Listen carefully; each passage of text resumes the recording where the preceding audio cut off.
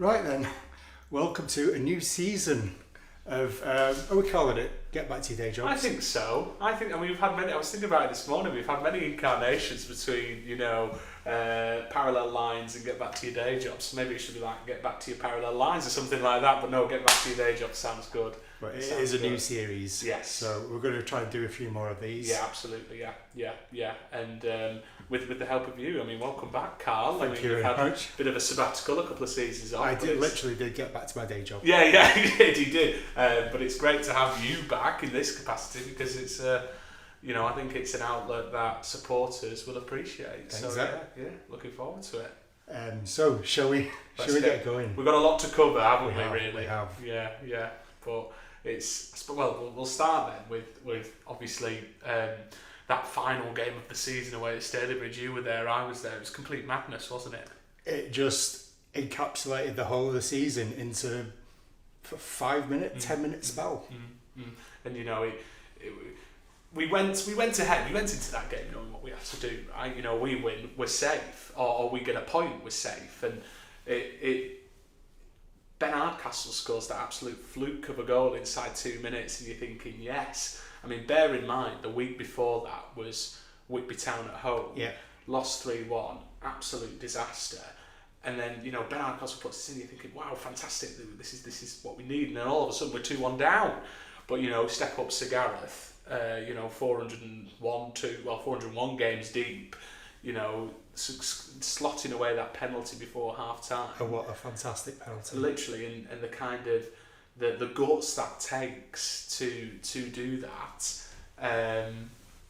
But it was superb, and that support behind the goal was unreal. Incredible. And that's our job, really, isn't it, to make sure everybody keeps coming back. Obviously, then we go 3-2 down, and like you say, it kind of encapsulates the season, really. You sort of go one step in front, 2 steps back, 1 step in front, 2 steps back, and then Marcus Cassani, in that phrase, he doesn't score tap-ins, he certainly doesn't. But then that would kind of very quickly follow the jubilation of that afternoon. Obviously, then Brad decided to sort of take a step back, didn't he? And I mean, before we come on to that, but we just got to sort of say, what a job he did. I mean, Brad came in. His first game was at Barrow, and it was incredible. It was a time when it all could have gone Pete Tong very fast. Much so, because so many players left. The core of the team left, and in the middle of the season. Yeah. And it was a campaign that wasn't going very well anyway. Sure, we'd had a good cup run, but you look back and we weren't finding it easy. And Brad came in with his team, Rob Sadler, Dave Dempsey at the time was the coach, wasn't he? And they really steadied the ship, and then ultimately managed to come through COVID too, which wouldn't have been easy at all. Obviously, Dave went on to pursue his own managerial career, which he's had great success with, which is really nice to see. And then Joe Duckett came in, but they managed to continue that core definition of what Atherton Collieries is, that hard work inside with young local talent that fights and is tenacious. And I mean, to survive 2 consecutive seasons is a remarkable achievement, isn't it, really? Incredible. But obviously he just decided to take a step back, have a breather, which is what he said in his statement. And you understand that he's got a big family, he's got a job. We know more than anyone, it's being manager of Atherton Collieries is a full-time job in itself, isn't it? I think it is, especially when you live in the town and you can't go to Tesco's, without, you can't escape from it. And when you're as committed as Brad is, right? And same with Sads, his assistant, and Joe, his coach. And they kind of reached a point where you've got to sort of say, you want to go out on a high almost, don't you? And let somebody else have a go and have a turn. So I mean, as was said in the statement, a big thank you to Brad and the lads, because it's been a wild ride, hasn't it? I mean, Brad's a club legend and always will be so. Absolutely, and it's nice to end on that high, which was Stalybridge, and then that great performance against Southport in the Manx Cup final. I thought we edged it. We did. We deserved that, didn't we? Yeah. And 1 to 11, a knackered squad after that performance on Saturday, going out like that, and matching a National League North side. Fair play to him. But as we know, with every managerial departure, there is a turnover of squad, isn't there? I mean, we've seen it before, haven't we? It happens to every club every year. And like we said, when Cleggy went in that October, November time, that was in the middle of the season, and we had to manage it then. Whereas now, and I think that's what we're doing this time, is we've got that opportunity to breathe, you know, and we knew that Brad leaving would mean some of the key players would leave, because sometimes, correct me if I'm wrong, Cal, but you play for the manager sometimes. Yeah. Sure, you absolutely do. But you're there because of that manager, aren't you? Yes, precisely. And so obviously, you know, we've seen a few players announce to leave. They've got other clubs. We wish them all the best, and that was always going to happen. But it doesn't mean we're in crisis, is it? Do you know what I mean? It doesn't. Not at all. Not at all. Because, like you said, I mean, you were going to talk about you don't sign players in May normally. At this level, we're still in May. The football season's not over. The League One playoff game is today. Now the FA Cup hasn't been played. We've never announced a player in May. And it's only this season, really, I've seen, maybe because we're on the receiving end of it in terms of our players leaving, so many clubs announcing May. Do you know what I mean? Yeah. It feels a bit bizarre. Yeah. It's almost like a faux announcement, but... There are people will be announced by clubs that will never play for that club. Yeah, yeah. This happens every summer. And we've done it. We've done it ourselves. Yeah. We've done it ourselves. Brad did it at Nelson. Yeah, dare we say. But it's true. And, you know, Joe Lombardo looks like he's going to hide. That's been announced. We wish Joel all the best. You know, Joel was great. The Supporters Club Player of the Season last year. So a massive congratulations to Joel for that. And it's a remarkable achievement. I remember when Joel came in. He came in that kind of COVID, like we'd started the 21-22 season, and then we played. It stopped. Oh no, it might have been 2021 season. Yeah, it was. And then it'd been stopped after that City of Liverpool game in the trophy. And then December, when it looked like we were starting up again, we played Runcorn Linnets away and Mosley away in those two pre-season games. And I think Joel came in as a trialist for those, and he was awesome. And he's gone on to have 2 fantastic seasons here, and you know, he's Supporters Club Player of the Season for a reason. And I think we wish him nothing but the best, because he deserves to be ambitious, doesn't he? You know, because Hyde United are always they're going to always push for the top, whereas we're always going to be making sure we can survive in this league. And they're 2 very different clubs, aren't they? Yeah, were they in the conference at one point? Yeah, Conference Prem. Yeah, that's how they see themselves, and this club possibly can't. Yeah, absolutely, especially with the resources we've got. So, then obviously Bailey Thompson looking like he's going to hide as well, and then obviously Danny Laff and Gaz Peter have announced they're taking a step back, and then they're the only ones that seem to have announced at the moment. Ben Hardcastle and Clive. And Clive have gone to Rylands. At Rylands. And so we wish them all the best. Ben's brother's a coach at Rylands also, as well as Cleggy being the manager. Yeah. So. And there's clearly some very, very, in the league at the moment, ambitious clubs next season. It's full of them. And it does mystify me to a certain extent, because there's only 2 promotion spaces, isn't there? And I was really surprised how well Bamber Bridge did last season. And they were easily the best side we played, and you know, I'm not saying that for the sake of saying it, but footballing wise, they were just so cool, calm and collected, and previously we'd never seen that from Bamber Bridge. And I was gutted they didn't go up in the end. But it is fascinating, because there are, you know, you've got Macclesfield coming into the league with the budget they've got, you know, and then obviously Rylands are clearly going for it, and Radcliffe too, with Bernard and Jono, and Bernard and Jono are really ambitious managers, so they won't settle for outside the playoffs, will they? No. So I think what I'm trying to say is, when you've got a league with such resources, you've got a club in transition with its management, it was almost always going to happen. Do you know what I mean? And it's hard to publish a retained list on the 29th of May. We've never done that. When everyone's on holiday. At the end of the season, everyone goes on holiday. Yeah. That's kind of what happens. When we don't know, it's players have got every right at the end of a season because they're not contracted. Yeah. And even the contracted ones, their contract ends at the end of the season. They've got every right to sort of say, I don't know yet. Yeah, absolutely. And I think that's what's happening at the moment, and that's fine. That's absolutely fine. Yeah. Especially when we've got a new manager. We're 6 weeks off the start of pre-season.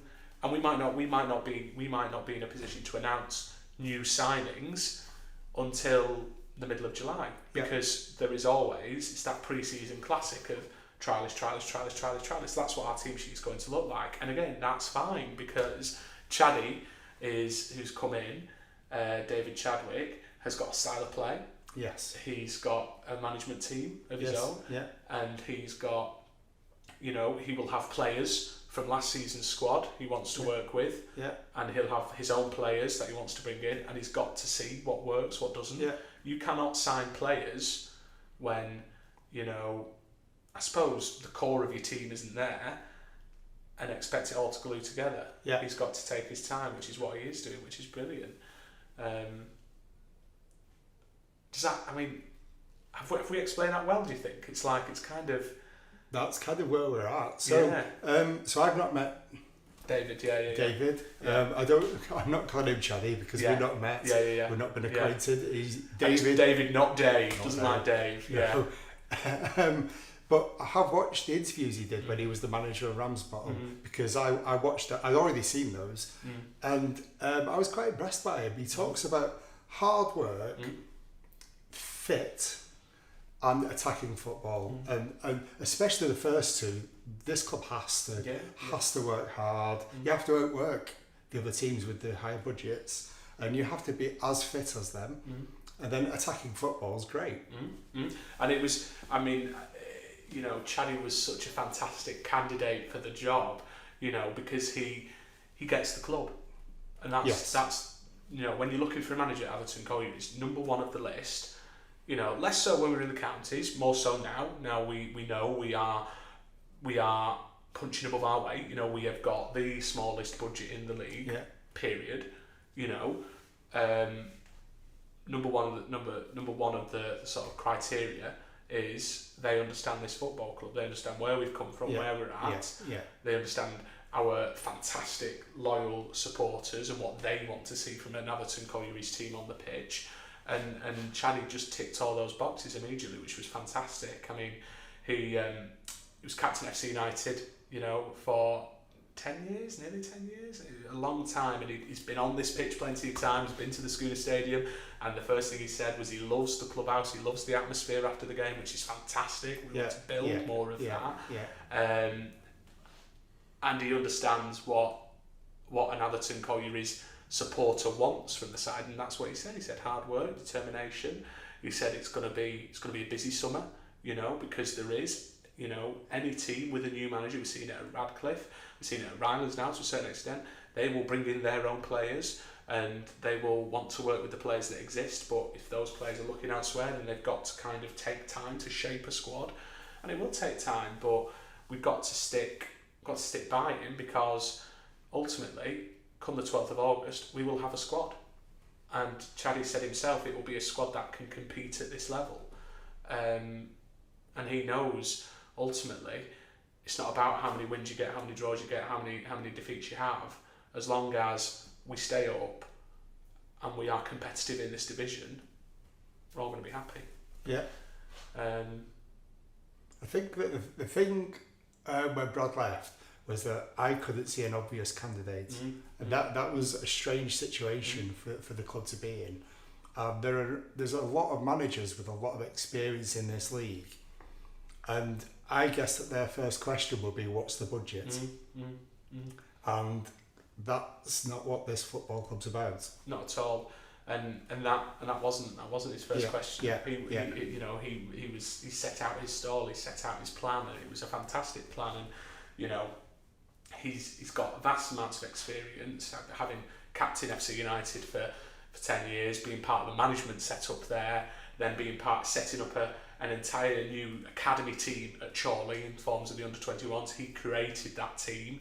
that saw ultimately stars like Jack Lenihan come through. He brought Jack Lenihan through the youth ranks at Chorley. He had to go out, scout players, pick an entire squad of 16 for that league. Then obviously supported at Salford City when the class of 92 came in, was part of the coaching team there. And then at Ramsbottom last season, he said himself, and Rami fans say themselves, he came in too late. That was the problem. It reminded me a bit of Sam Allardyce going into Leeds. Yeah, the damage had been done. Yeah, it was a massive job. No disrespect to Ramsbottom. No, not at all. I mean, Ramsbottom fans themselves say it, and it did, and so that was that. And I think he fits the specification of an Atherton Collieries manager perfectly. What he needs now from us as a club and from us as a support base is just time. And he's got like you said, he's got 4, 5, 6 weeks to get it sorted, which is plenty of time. And he said to me the other week, he said he's been on the phone, he's had over 100 phone calls in 2 days. Wow. Which is a lot, but that's because the wheels are in motion now. And so the wheels are in motion. Yeah. We might be in a position to announce some signings in 2 weeks. We might be in a position to announce some signings on the 20th of July. What will be will be. There will be a squad out there on the 12th of August that we will and we can back. So yeah. Just feels a bit weird, doesn't it? It does. So the fact that there's no Gaz Pete and Danny Laugh, we don't know where they are going to. No. But I completely understand their reasons for wanting a change. Gaz has been here since 2010. Yeah. And again, it kind of feels like, from his point of view, 402 games, it's a nice end on that relegation. And if there's going to be a period of transition at the club, then why not just take that moment to then go, fine, I've got 1 year left, 2 years left. Yeah. Why don't I just try and see what else is out there? Yeah. Which you understand from a very human point of view, don't you? Absolutely. Because the demands of this league are huge. Morpeth away. Yeah. I think Baseford are in our league again. Baseford, it's like 3 hours. Yeah. Well, even like Workington and stuff like that, that's a fair trek. Yeah. And if you want to take a step back, operate at a more regional level, get it. Oh, totally. Yeah. And ultimately, this day was always going to come. Now again, it feels weird because it's all come at once, but it was always going to happen. Yeah. And the big question was, how will we manage that? And from my point of view, very easy for me to sit here and say this, but with the resources that we've got, the fact that we are the definition of a part-time football club, professional football club, I think we have done a good job. Yeah. Because we've got a good young manager in who is determined to work hard, fight for the badge, who knows this level inside out, with a management team that has operated at a National League North level, who's again knows this division inside out, and we've just got to sort of trust them, trust their judgment. Yeah. Might feel odd, might feel strange because they are new faces at the club, but I look back to 2014 when Clem came in. I did think this. That felt strange. Yeah. That was a wipeout when Steve left. Yeah. And so the reason why it feels so strange is because we've actually been quite fortunate. Yes. That 9 years of stability is incredible. And we talk about Brad had to build a newish side, but we knew Brad knew us, right? And so it felt like a natural transition. We as a club kind of fell on our feet with Brad, didn't we, ultimately, totally. Reflection. Yeah. And that didn't feel strange at the time because there was that element of familiarity. Had Brad said no to the job, then we would have gone through it then. Yeah, we'd have gone through this process exactly at that time. And with a game against Barrow imminent. Literally. And so that's it. And it feels odd. Of course it feels odd. It feels odd for me, it feels odd for you, but how can we help? We can just sort of go, we back you. We trust you. Oh, entirely. We know it's going to be hard work. We know now more than ever the grit, determination, pride for the badge matters in a league that is becoming so commercialised and so dictated by finance. It's unbelievable, but I think we all agree, and hopefully those watching agree, that the most important thing for Atherton Collieries is to stay true to itself. Yeah, maintain our identity as a club. We are a local club in Atherton, for Atherton. Yeah. You know, and surrounding areas. And surrounding areas of Leigh, Bolton, Wigan, wherever. And we want to make sure that you can come down, watch a side that is built of local players, which was Chaddy's ambition as well, which was key for us. He said he wanted players that happened when Cleggy came in, didn't it? There was a lot of Scousers here. And he, no offence to them, but he said, I want local players. Yeah. And we might have a few Scousers in our team next season, and that's absolutely fine. Because they're always competitive, aren't they? Absolutely they are, and that would be great, and that is great. But that word local is important, and I'll put it this way: the Scousers we've had in our teams in the past, the Adam Rooney's, etc., have got the club. Do you know, they've not just come to pick up their pay packet; they've come because they love the black and white shirt, and we love them as a result. So who knows? Who knows is the big answer. Yeah. But that's what Tuesday the 6th of Tuesday. That's who knows. Is there for. Do you want to talk a little bit about that? Yes, meet the manager Tuesday the 6th of June, 7:30 in the clubhouse. Chaddy will be there. Some of his management team will be there, and it's just a good opportunity for Chaddy to get to know the fans and the fans to get to know Chaddy, isn't it? Yeah. And that's what he's all about as a manager. He suggested it. He said, "Look, I want to get to know the fan base," which is brilliant. How good's that? Yeah, because that's important at Atherton Colls, isn't it?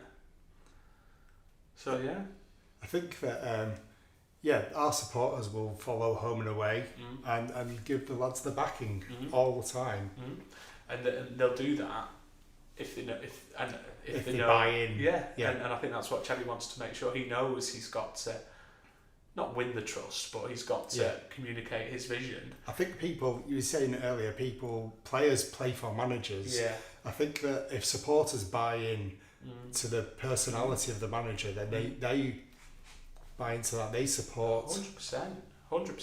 And it's just going to be a good evening to sit down, hear his plans, hear his ideas, learn more about him and his past playing career, and build from that, really. Yeah. Because it will be an exciting season. It's just there are so many unknowns at this stage that you can't really look forward to that at this point. But there will come a point, no doubt, in the middle of July where you can sort of, after first few pre-season friendlies have been played, saying, yeah, of course, we're Atherton Colls, we're going to give this a good go. Yeah. We've got new manager in charge, David Chadwick. We've got some new faces in our squad, which is fantastic. And let's go for it. Whoever we've got, 12th of August, let's be there. Let's back them and embrace it, because it's going to be a hard season again. Well, we have some pre-season friendlies announced already, don't we? Yes. So we've got Bolton Wanderers again, Bolton Wanderers B team, which is always a great fixture, isn't it? Yeah. And I mean, it's a bit funny this year because the first team are playing away at Chester. Okay. I think that afternoon, but hopefully the 12 o'clock kick-off will give people a bit more of a breathing time to try and do both. So Bolton Wanderers B team is a bit more structured, isn't it, than it's been in the past? Yeah. Because in the past, let's be quite frank, we've not really known what Bolton side we're getting. No. It's just been Bolton Wanderers. Yeah. And, I mean, you'll know more than anyone. It's like, could be the first team, it could be the under 21s. Under 16s, I think, one year turn up. Aaron Pettifer's signed.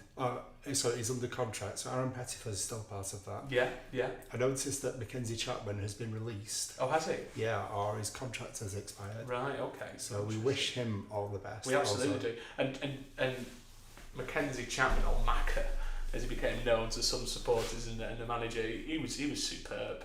For such a young lad, oh my God, the maturity he had between the sticks and leading that back line, because again, goalkeeper others and goals, you've got to be ready. Yeah. You've got to be. I think that stands to be in really good stead. Absolutely, he's got great experience there, and whoever he signs for, whether it be another football league club, someone in the conference, someone in the NPL, we absolutely wish him the best of luck. Yeah. But that will be a good day against Bolton Wanderers B, and we hope the Bolton fans do get down and support us. But then we've also got 1874 Northwich away. So I thought this morning, I've never been to 1874 Northwich, Never. but I have. Oh, right. Because they played at Winsford. They didn't did, yeah. They played at Winsford, and now they play at Barnton. Barnton, yeah, Yes. yeah. And it's, I mean, that's going to be a good test ultimately because yeah. they're the league below, they're a good team in the league below. Yeah. And as we know, there is not a lot of difference between the bottom half of the NPL Prem and the top half of the NPL East-West. So that'll be a really good test. Yeah. Likewise, Prestwich Hayes away will be a really Hayes. good test. And I think they're the perfect fixtures for Chaddy and his team just to try and figure out what formation they're going to play, what works, what are our strengths, where do we need to develop. Yeah. And there's one more, isn't there, that we've announced? Trafford away.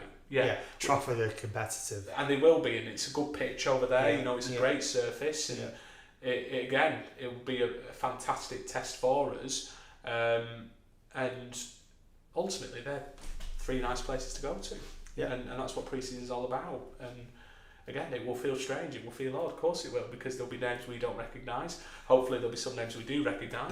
We've played at Prestwich Hayes and we've played at Trafford before pre-season, and there's been players that have maybe only appeared once or twice for us. It happens. It does happen, and ultimately, let's not forget, I mean, I'm sure Clive won't mind me using him as an example, but Clive Smith at the start of last season was at FC United. Yes. You know, 4 weeks later he was back in a Colls shirt. Yes. You just never know what's going to happen. It is a very funny old game. You don't know what's going to happen. And, you know, the squad at the start of last season looked very, very different to the squad at the end of the season. And so it's impossible, almost to go back to this, but it's impossible for anybody at this stage to confidently stand up and say who they do and don't have in their squad. Yeah. And if clubs can do that, they're in a very, very privileged position. Yeah. And when we've been able to do that in the past, sort of mid-early June, we've been in privileged positions. But at this level of football, it's very, very normal for football clubs to sort of say, I don't know. We don't know yet. Yeah. And I think that's the headline really to take away from this. We don't know, and that's okay. It will all absolutely fine. It will all, you know, pre-season. It's in July that it matters. Yes. So yeah. So we've got meet the manager. I think we're going to do another one of these afterwards. Anywhere he can't make it, we'll try and pick out the highlights, the bullet points. Definitely. From what David says. Yeah. And we'll look ahead, I suppose, to the season, the teams coming in and the new grounds we're going to. Yeah. So yeah, hopefully it's going to become a nice monthly feature for us with your support. So yeah. Right, so we'll see you on the 6th of June. See you then. Over and out.